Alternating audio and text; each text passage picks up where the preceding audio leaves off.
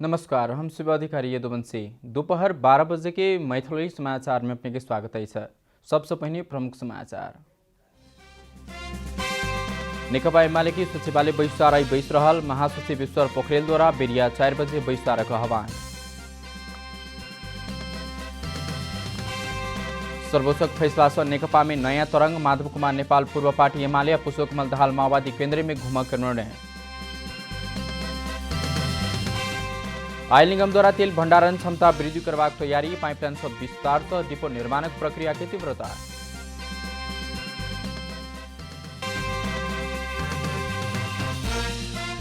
हारल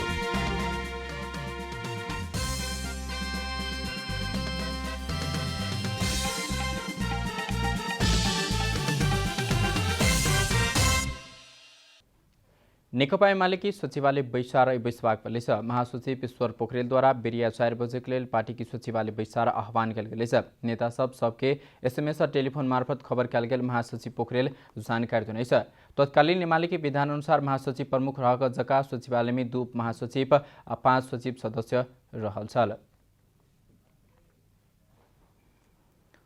पुष्पकमल दाहाल माधव कुमार नेपाल पक्ष पूर्व पार्टी नेकपा एमाले नेकपा माओवादी केन्द्र में घुमबाक निर्णय कनेसा। पेरिसटाड़ा में बैसल स्थायी कमेटी के बैसार से नेता माधव कुमार नेपाल सहित पूर्व एमाले नेता सब एमाले में घुम पुष्पकमल दाहाल सहित माओवादी केन्द्र के नेता सब माओवादी केन्द्र कायम करवाक निर्णय कनेसा।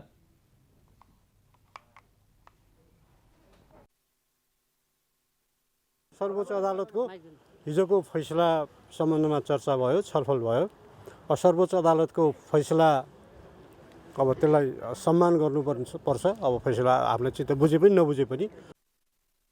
यद्यपि नेता सब अलग भएका सेहो केपी शर्मा ओली प्रवृत्ति विरुद्ध लाइग रहबाक बताइनेछ। सर्वोच्च अदालत रवि दिन नेकपा एमाले माओवादी केन्द्र बीचको एकता के मान्यता नहीं दक एमाले माओवादी केन्द्र के कायम करना चल। सर्वोच्च के फैसला के बाद रणनीति तय कर दाहाल नेपाल पक्ष स्थायी कमेटी के विचार बजाउने चल।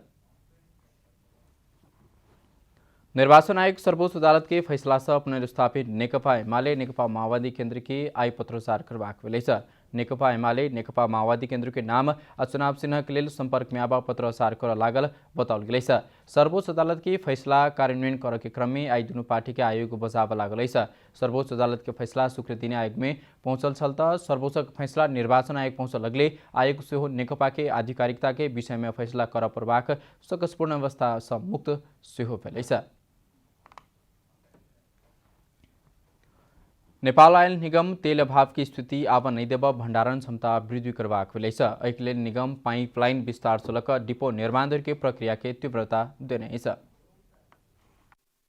नेपाल आयल निगम के भंडारण क्षमता नगण्य रूप में देखल गेल कहेत बीतल अखाड़ में उद्योग समिति अंतर्गत के उपसमिति सरकार के कम्ती में 3 महीना के लेल आवश्यक रहल भंडारण क्षमता बढ़ावा पड़बाक सुझाव देने छल। कारण 12 वर्ष पहिने निगम के भंडारण क्षमता 70,700 किलोलीटर छल आ एखनो धरि ओतबे अछि। मुदा एहि के तुलना में मांग 5 गुना सँ बढ़ल अछि। नेपाल आयल निगम संभावित समस्या के ध्यान में रखैत मोतिहारी अमलेखगंज परियोजना संगे सिलीगुड़ी सँ 4 आली धरि एलपीजी पेट्रोलियम पाइपलाइन आ अमलेखगंज सँ पाइपलाइन विस्तार क चितवन के लोथर धरि आनबाक लक्ष्य सहित काज शुरू केने जनौलक अछि। 4 आलीदेखि सिलीगुडीदेखि 4 आलीसम्म पेट्रोलियम पाइपलाइन बनाउने अनि त्यहाँ एउटा आधुनिक डिपो बनाउने, एउटा बोटलिङ प्लान्टको व्यवस्था गर्ने। एलपीजी बोटलिङ प्लान्टको निगमको आफ्नै एलपीजी बोटलिङ प्लान्टको भण्डारण पनि छैन हैन। एलपीजी बोटलिङ प्लान्ट पनि छैन र त्यसको भण्डारण पनि छैन। त्यो बनाउनुपर्छ भन्ने कुरा भइरहेछ। सरकारको यो चाहिँ कार्यक्रममा आइसकेको विषयवस्तु छ। तहिना निगम के ईंधन लोड करवला टैंकर सँ तेल चोरी निकासी के घटना बढ़ लागलाक बाद प्रदेश स्तरीय 11 बुंदा की नीति जारी करैत पेट्रोल पंप आ टैंकर सब में निगरानी आ अनुगमन बढ़ाओल गेल जानकारी प्राप्त भेल अछि। हाल भारत सँ बेसी भारतीय सीमा नजदीकी के नेपाली भूमि रक्सौल दिस पेट्रोल में 36 रुपैया आ डीजल में 42 रुपैया कम दाम रहला कारण सेहो चोरी के घटना बढ़ि रहल निगम के कहब अछि। वीरगंजमा 1360 लिटर डिजल चाहिँ लिएर जान लागेको अवस्थामा प्रसाद प्रहरीले त्यसलाई त्यो ट्याङ्करलाई समात्यो है।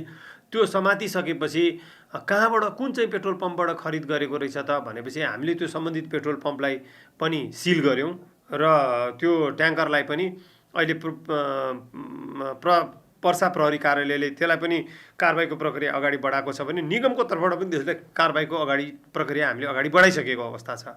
निगम गण्डकी या बागमती प्रदेश के लेल समेत पर्याप्त रहे यही हिसाब से पोखरा विमानस्थल में 5-5 हजार किलोलीटर के डीजल भंडारण टैंकी निर्माण कर रहल त भैरहवा विमानस्थल में आधुनिक हवाई डिपो बनेबाक प्रक्रिया आगू बढ़ाओल गेल जनौलक अछि।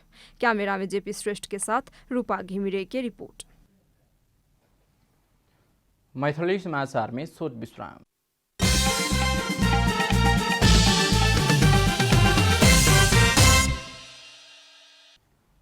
मैथिली समाचार में अब बाँकी समाचार। वन तथा वातावरण मंत्री प्रेम बहादुर आले निजी वन संबंधी कानून के सरलीकृत करते किसान मैत्री बनावाक बताउने साथ पारिवारिक निजी वन संघ नेपाल के 7वें स्थापना दिवस के अवसर में वन मंत्री आले निजी वन संघ संबंधित कानून उल्झन के लेल किसान सबके दुख भेटल कहित निजी वन पैदावार के काट कटान उसार पुसार बिक्री वितरण उपयोग संबंधी कानून के सरलीकृत करते किसान मैत्री बनेबाक बताउने छ। आवेला आर्थिक वर्ष में निजी वन के प्रवर्धन के लेल विशेष कार्यक्रम लेबाक सेहो हुनकर कहब छन्। निजी वन उद्यमी सबके सहुलियतपूर्ण ऋण के लेल सेहो आवश्यक कदम उठेबाक ओ बताउने छ।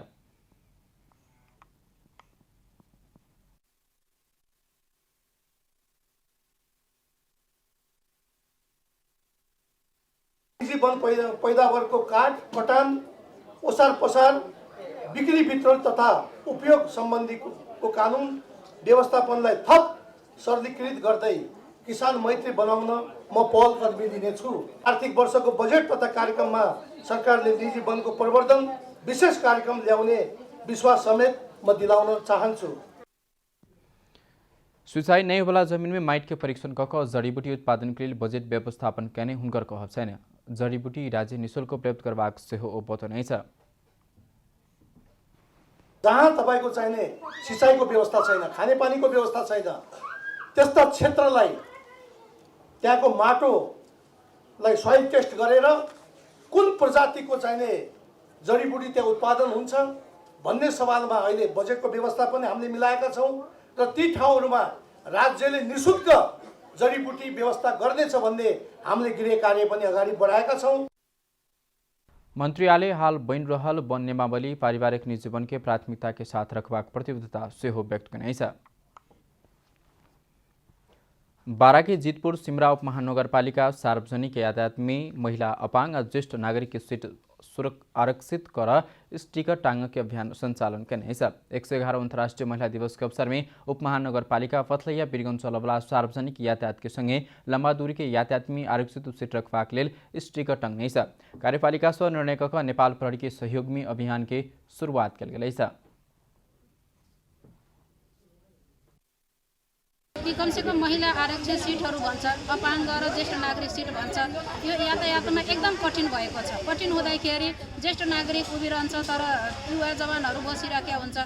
त्यसलाई हामी कार्यान्वयन गर्नको लागि एउटा अभियानै चलाउने हिसाबले आज सुरुवात गरेको छौँ र यातायातमा उहाँहरूलाई सुविधाजनक मतलब सुविधा पाओस् भन्ने ज्येष्ठ नागरिक जस्तै अपाङ्ग सीट र महिलाहरूको लागि पनि एउटा सुरक्षित सीट। नेपाल प्रहरी महिला सुरक्षा के लिए सेफ्टी पिन कार्यक्रम संचालन गरेका नराम्रो नियतको मान्छेहरू पनि बसेको हुन्छ, अपाङ्ग हुनुहुन्छ, वृद्ध हुनुहुन्छ, बालबच्चा बोकेर बसेकोहरूले पनि सिट छोडिदिनुहुन्न। जेन्ट्सहरूले कतिपय ठाउँमा सबै बुझ्ने जेन्ट्सहरू बस्नुभएको हुनुहुन्न। त्यसको लागि चाहिँ अपाङ्ग सिटमा चाहिँ अपाङ्गहरूले बस्न पाउनुहुन्छ, महिला सिटमा महिलाहरू बस्न पाउनुहुन्छ, महिलाहरू सुरक्षित हुन सक्नुहुन्छ, सहज हुन्छ महिलाहरूलाई भन्ने उद्देश्यले हामीले चाहिँ त्यो सिटमा स्टिकर बस सार्वजनिक यातायातमा स्टिकर टाँस्यौँ अनि सेफ्टी पिनको पनि हामीले उहाँहरूलाई जानकारी गरायौँ। अभियान के क्रम में नगर के उप प्रमुख संघीय कार्यपालिका सदस्य नगरपालिका के कर्मचारी सवारी साधन में स्टिकर टंगने सलाह। ललितपुर महानगरपालिका वार्ड नंबर 1 के 65 वर्ष ऊपर के ज्येष्ठ नागरिक के कोरोना वायरस के विरुद्ध के खोप लगाल गए। सरकार दोसर चरण अंतर्गत रेप दिन ज्येष्ठ नागरिक के कोरोना विरुद्ध के खोप अभियान शुरू करने।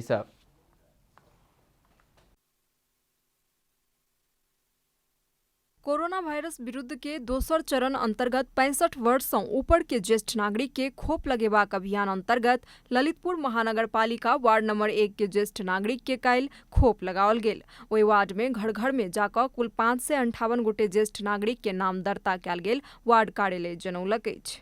भोलि कुनै कदा चाहिँ ज्येष्ठ नागरिकहरूलाई भ्याक्सिन लगाएर यहाँ उहाँहरू चाहिँ एउटा भ्याक्सिन लगाइसकेपछि आत्तिएर केही होला कि भन्ने डरले चाहिँ त्यसको लागि चाहिँ हामीले एउटा एम्बुलेन्सको नि व्यवस्था गरिराखेको छौँ। अहिलेसम्म चाहिँ हाम्रो त्यस्तो खासै त्यस्तो केही पनि भएको चाहिँ छैन। सरकार दोसर चरण के अभियान में 65 वर्ष से ऊपर के देश भर के 16 लाख नागरिक के खोप लगा रहल अछि। खोप लगौने अनुभव सुनाबे ज्येष्ठ नागरिक सब खोप के विषय में कोनो प्रकारक आशंका नहीं क निश्चिंत भ क खोप लगेबाक लेल सुझाव देलेनि अछि। इम्युन पावर बढाउने भनेको हुनाले यो लगाउनु चाहिँ राम्रो नै हुन्छ, तर आफूलाई अब लागेको कुनै रोग लागेको छ भनेदेखि त्यो लुकाउन चाहिँ भएन, प्रश्न भनिदिनु पर्यो। डाक्टर साहबले चाहिँ हुन्छ हुँदैन भनेर निर्गल गर्नुहुन्छ हैन। लगाउनु हुने भए लगाउनु हुन्छ, लगाउनु नहुने भएदेखि हुँदैन भनिदिनुहुन्छ। खोप लगेबाक लेल उपयुक्त होयत कि नहीं एहि अवस्था बारे जानकारी देबाक हेतु खोप केन्द्र में स्वास्थ्य कर्मी सभक टोली खटाओल गेल अछि। कोभिड भ्याक्सिनको चाहिँ 2टा डोज लाउनु पर्छ हैन। कम्तीमा 8 देखि 12 हप्ताको फरकमा चाहिँ लाउनु पर्छ। अनि त्यसपछि यसको यो सुगरहरूको बिरामी, प्रेसरको बिरामी सबैमा लाउनु मिल्छ हैन। अनि त्यसपछि मुटुको रोग जस्तो कि एन्जियोप्लास्टीहरू अपरेसनहरू गरिसकेको छ भने पनि लाउनु मिल्छ। त्यस्तो कुनै कन्ट्रा इन्डिकेसनहरू छैन। यसको कन्ट्रा इन्डिकेसनहरू भनेको चाहिँ अब कसैको स्किन एलर्जीहरू छ भने चाहिँ त्यसमा चाहिँ लाउनु मिल्दैन। कसैलाई अब हाइपर सेन्सिटिभिटी रिएक्सनहरू छ भने चाहिँ त्यसमा पनि लाउनु मिल्दैन।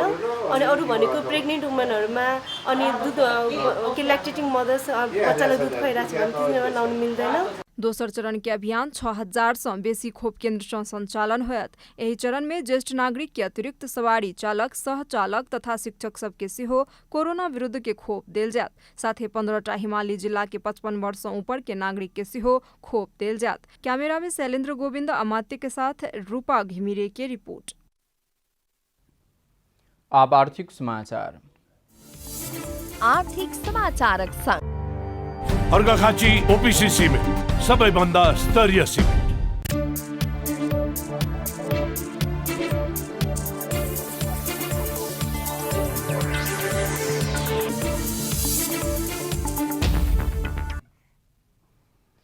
हरेक सरसामान की मोल बढ़ला से गृहिणी एवं सर्वसाधारण चिंतित बन रहल समय सरकारी दावी अनुसार मोल घट रहा है। मोल वृद्धि से जनता के असर करवला बात अन्य देश में कोना भरल है वही के अध्ययन करना जरूरी रहल मंत्री के कहब बहराइल है। उपभोक्ता सब बाजार में अधिकांश सामान महंगा दाम तीर क खरीद करबाक लेल बाध्य बनि रहल छथि। सब प्रकारक दैनिक उपभोग्य वस्तुक दाम अस्वाभाविक रूप में बढ़ि गेल अछि। दैनिक उपभोग्य वस्तु के भाव बढ़ल कहि क आम नागरिक चिंता व्यक्त क रहल समय केंद्रीय बैंक द्वारा प्रकाशित पिछला तथ्यांक दाम घटल कहि क देखा रहल अछि। नेपाल राष्ट्र बैंक के पिछला 6 महीना के तथ्यांक में वार्षिक बिंदुगत उपभोक्ता मुद्रास्फीति 3.56% रहल अछि। पिछला वर्ष के वह महीना में मुद्रास्फीति 6.82% रहल छल। तहिना पिछला किछ समय से लगातार पेट्रोलियम पदार्थ के भाव बढ़ि रहल अछि। एहि कारण से हो मूल्य वृद्धि में चाप बढ़त। मुदा सरकारी के मंत्री अन्य देश में मूल्य वृद्धि के प्रभाव से जनता कोना का सामना क रहल छथि कहि क अध्ययन केनाइ जरूरी रहल कहैत सार्वजनिक भाषण द रहल छथि। पेट्रोलियम पदार्थ में बढ़ाओल गेल मूल्य वृद्धि के विषय में उद्योग, वाणिज्य तथा आपूर्ति मंत्री लेखराज भट्ट अपने व्यवस्था करबाक प्रयास क रहल छथि। जनतालाई मूल्य वृद्धिले असर गर्ने कुरो अन्य मुलुकमा कसरी व्यवहारेको छ त्यसको अध्ययन गर्न जरुरी छ र भोलि यसलाई अटोमेसनमा लैजाने भन्ने फेरि त्यो मूल्य वृद्धि हुन नदिने हो भने त्यो अटोमेसनको अर्थ हुँदैन। केंद्रीय बैंक के तथ्यांक अनुसार 6 महीना में घी तथा तेल, फल फूल, दाल तथा गेडागुडी आ मांस तथा माछ उपसमूह के मूल्य वृद्धि क्रमशः 17.01%, 16.58%, 11.48% आ 10.68% अछि। पेट्रोलियम पदार्थ के दाम बढ़लाक बाद एहि के असर बाजार में किछ समय बाद देखल जायत। सरकारीय तवर सँ पेट्रोलियम मूल्य वृद्धि सँ केहन असर पड़ैत जायत एहि विषय में आब अध्ययन कयल जाय कि पहिनेहे मूल्य वृद्धि नहि होबय देल जाय कहि क उपभोक्ता सब प्रश्न केलनि अछि। इम्हर बाजार भाव तथ्यांक द्वारा निश्चित कयल गेल सँ बेसिए बढ़ि गेल अछि। एहि समय सब क्यों महंगाई अत्यधिक बढ़ि गेल, जीवन कोना क बिताब कहि क चिंता प्रकट क रहल छथि। खास क दैनिक उपभोग्य वस्तु के भाव किछु महीना पहिने से बहुत बढ़ि गेल अछि कहि क उपभोक्ता कर्मी सब बतौलनि अछि। मुदा केंद्रीय बैंक के तथ्यांक ओहि गति में मूल्य वृद्धि नहीं भेल देखाबैत अछि। राष्ट्र बैंक द्वारा सार्वजनिक कयल गेल तथ्यांक आ सरकारी के मंत्री के कहब के झूठ साबित क रहल अधिकांश के विचार अछि। काठमांडू से हरिशरण न्यौपाने के रिपोर्ट। मैथिली समाचार में छोट विश्राम।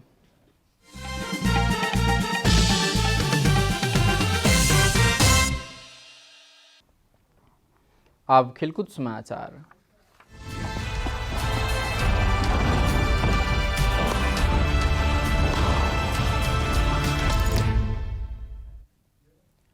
इंग्लिश प्रीमियर लीग फुटबल अंतर्गत सोम दिन रात भेल खेल में चेल्सी विजय भेल छ। घरेलू मैदान में भेल खेल में चेल्सी एवर्टन की 2-0 से हरबैत सहज जीत निकाल्ने छ। चेल्सी के लिए जोर्गिन्हा 65 मिनट में भेटल पेनाल्टी में गोल खने छलाह। उससे पहले 31 मिनट में एवर्टन के बेन गडफ्री आत्मघाती गोल कर छलाह। जीत के बाद 4वीं स्थान के चेल्सी के 28 खेल से 50 अंक रहलै छ। 27 खेल से 46 अंक रहले एवर्टन 6ठो स्थान में गिरलै छ। लीग अंतर्गत सोम दिन रात भेल खेल में वेस्ट हैम लीड संग 2-0 से हारलै छ। 27 खेल से 48 अंक सहित वेस्ट हैम 5वें स्थान में पहुंचलै छ। समाचार के अंत में प्रमुख समाचार सब फिर से पेर। नेकपा एमाले की सचिवालय बैसार बैस रहल। महासचिव ईश्वर पोखरेल द्वारा बेरिया 4 बजे के लिए बैसार का आह्वान। सर्वोच्च के फैसला से नेकपा में नया तरंग। माधव कुमार नेपाल पूर्व पार्टी एमाले और पुष्पकमल दाहाल माओवादी केंद्र में घुमक के निर्णय। आयल निगम द्वारा तेल भंडारण क्षमता वृद्धि करने की तैयारी। पाइपलाइन विस्तार से डिपो निर्माण की प्रक्रिया में तीव्रता। इंग्लिश प्रीमियर लीग फुटबॉल में चेल्सी के सहज जीत एवर्टन 2-0 से हारल।